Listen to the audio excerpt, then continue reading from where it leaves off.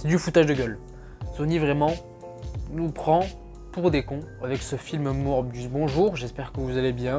Petite vidéo pour revenir sur Morbius, le film le plus attendu de l'année, qui met en scène une nouvelle légende Marvel. D'ailleurs, avant de véritablement commencer la vidéo, je tiens à m'excuser d'avance si durant la vidéo vous entendez des bruits de fond assez désagréables. Il y a du vent de ouf chez moi et ça peut s'entendre justement dans la vidéo, donc je m'excuse à l'avance. En tout cas voilà, on est là pour parler de Morbius. Comme je le disais, la nouvelle légende Marvel est arrivée au cinéma, un film qui était attendu ou pas, j'en sais rien, franchement je sais pas du tout, mais en tout cas voilà, un nouveau film du Sony Cinematic Universe, je sais pas comment ça s'appelle, le SSU je crois, qui met en avant voilà, un nouveau personnage issu de cet univers là, créé avec Venom. Pour le coup, je vais d'abord dans un premier temps donner mon avis sur le film et ensuite je dériverai on va dire sur les scènes post-génériques, je les analyserai, je les décrypterai, on aura voilà, des théories etc. etc. En tout cas, Morbius, pour le coup, c'est un film qui aurait dû sortir à l'avance, enfin à la base en août 2020 et qui avait justement dévoilé son premier trailer en janvier 2020 à l'époque. Et le premier trailer faisait parler de lui, le film faisait parler de lui uniquement pour deux choses à l'époque. La première, c'était que justement dans ce premier trailer, on avait une image en fond du Spider-Man de Tobey Maguire avec le mot Murderer inscrit dessus. Première raison. La deuxième raison, c'était que justement à la fin de ce premier trailer, on avait une scène avec Michael Keaton et qui est Adrian Toomes, le vautour dans Spider-Man Homecoming, dans le MCU. Et on avait justement une scène où il y avait un dialogue où justement le personnage de Michael Keaton disait à Michael Morbius « Quoi de neuf, docteur ?» J'insiste sur le dialogue parce que c'est important.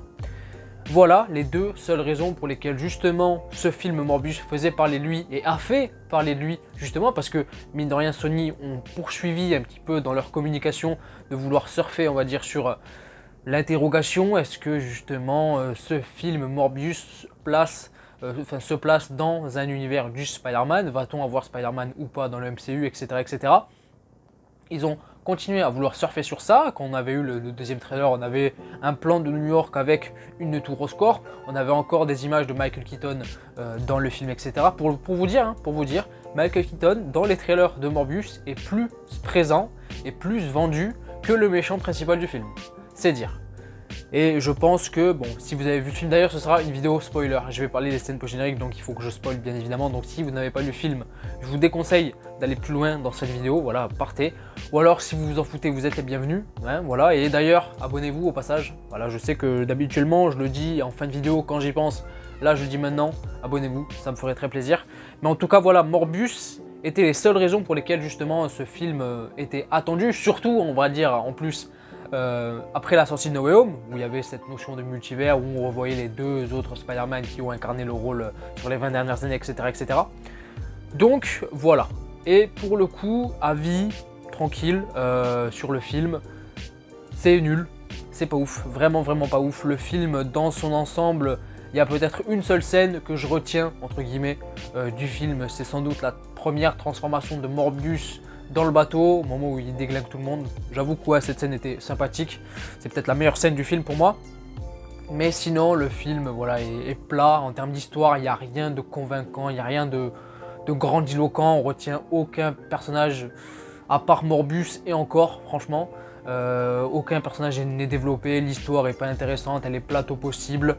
Et puis en termes de réalisation, techniquement parlant, à part cette scène que j'ai mentionnée justement au début sur le bateau, toutes les autres scènes d'action du film sont illisibles au possible. Je comprenais rien à ce qui se passait. Il y avait des ralentis, c'était noir. Pour le coup, The Batman, qui est aussi un film sombre, tu vois, qui se passe à Gotham, c'est Batman. Pour le coup, je crois que c'est plus lumineux que Morbius. Parce que, enfin, je veux dire, ça peut être une idée de travailler l'obscurité, de travailler le noir. Il faut savoir le faire. Et là, Morbius, pour ma part, enfin, dites-moi votre avis, mais franchement, c'est illisible au possible. Les scènes d'action sont incompréhensibles, le combat final est risible au possible, j'ai rien compris à ce qui se passait, bref. Voilà, le film est pas bon, le film est vraiment pas bon. Est-ce que c'est le pire film du SSU, on va dire, du Sonyverse? Je pense pas, pour ma part, je pense pas, parce que ça reste peut-être plus divertissant, je dis bien plus divertissant peut-être que Venom 2, pour le coup, mais justement, il y a beaucoup de gens qui disent que Morbius est un pire film que Venom 2.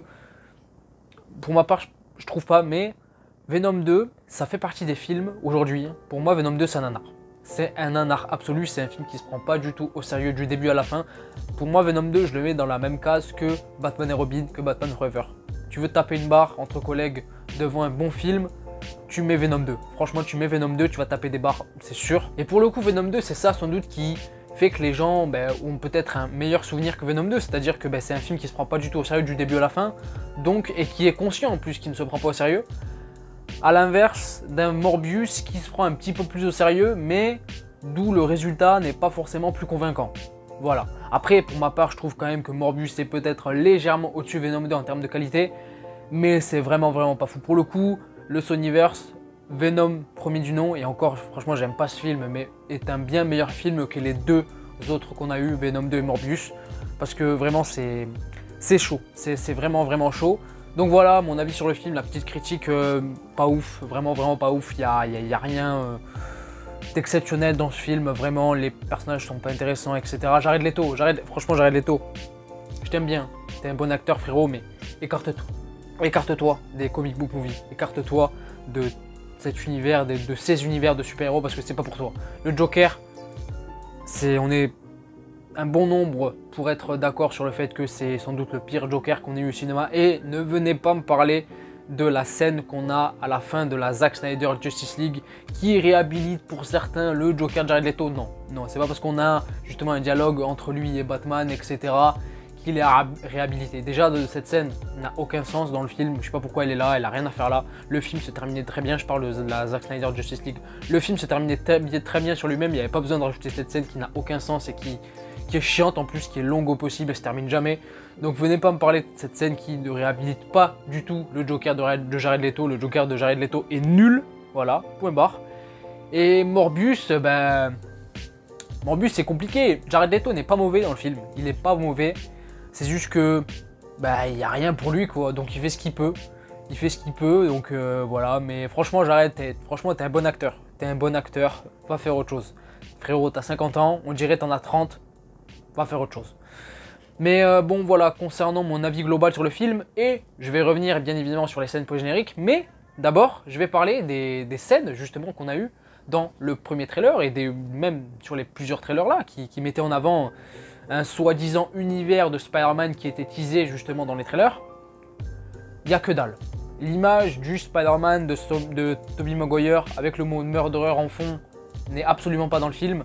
La scène du trailer où on voit Michael Keaton et qui dit à Morbius What de neuf Docteur, elle y est pas du tout dans le film. D'ailleurs, Michael Keaton n'est présent que dans les scènes post-génériques. Elles n'ont aucun sens. Et c'est dire, hein, pour le coup, je vous le dis, Michael Keaton, dans les trailers, il est plus présent que le méchant principal du film. Et à la sortie, il est seulement dans les scènes post-génériques. Pour moi, je sais pas comment vous appelez ça, mais c'est du foutage de gueule. C'est vraiment de la publicité mensongère. Sony ont voulu surfer un petit peu sur l'interrogation de savoir si Morbius se plaçait dans un des univers partagés de Marvel, le MCU ou les Spider-Man des autres sagas, Tobey Maguire et Andrew Garfield. C'est tout. C'est tout. À l'arrivée, on n'a rien du tout.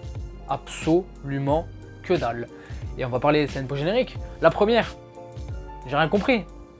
On a le ciel qui s'ouvre un petit peu à la façon de No Way Home avec cette brume violette, etc. qui fait référence justement au multivers qui se craque, qui est en train de s'ouvrir. Et on a Adrian Toomes, justement, qui pop dans une cellule de prison. Comment ça se fait? Pourquoi faire?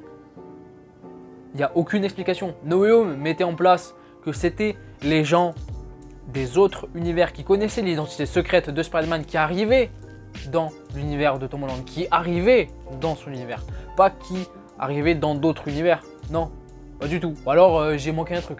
J'ai manqué un truc dans No Way Home, l'info me manque. Franchement, dites-moi dans les commentaires, mais pour moi c'est incompréhensible, ça n'a aucun sens. Et il se met à pop comme ça dans une cellule de prison.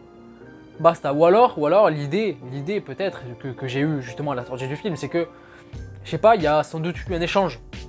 Il y a eu un échange. Il y avait peut-être un Adrian Toomes qui était dans l'univers de Morbius, donc dans l'univers de Sony, qui était déjà présent, voilà, de par le multivers. Et s'il faut, il y a eu un échange.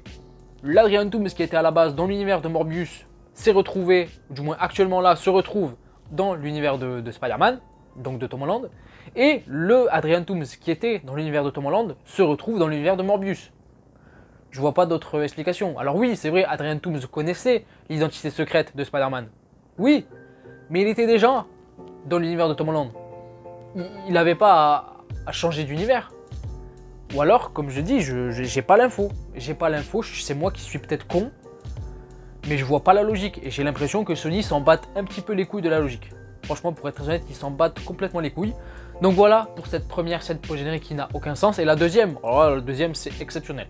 La deuxième c'est exceptionnel. On retrouve Morbius qui est là dans sa voiture, qui va dans un endroit, qui s'arrête. Et là, il y a qui vient le chercher, enfin qui vient le voir? Le vautour. Et là, le vautour, littéralement, avec la tenue et tout. Hein. Comment il a fait pour retrouver la tenue? Comment il a fait? Dans Homecoming, la tenue du vautour était à l'origine construite grâce aux énergies des Chitauri, qui est arrivé depuis le premier Avengers. Comment t'as fait? Dans la cellule, on le voit pas arriver avec sa tenue. Hein. Il arrive en mode prisonnier. Donc comment il a fait pour retrouver sa tenue? En tout cas, bref. Comme je l'ai dit, la logique pour moi dans ce film, elle n'existe pas. Sony s'en bat complètement les couilles. Et ben, on a justement le vautour qui arrive, qui parle à Morbius, qui lui dit « Bon, écoute, je sais pas ce que je fais dans cet univers, je me suis un petit peu intéressé à toi, et je suis sûr que ma venue dans cet univers est liée à Spider-Man, donc je te propose qu'on fasse un petit truc ensemble. » Les gars, Sony, vous arrivez, les Sinister Six, ça fait des années que vous voulez les introduire dans un film de Spider-Man, vous avez déjà attendu avec The Amazing Spider-Man 2, ça n'a pas marché, là, vous essayez justement de construire un petit truc dans votre univers, mais ça marche pas les gars. Ça marche pas, pourquoi? Morbius dans le film, il est méchant.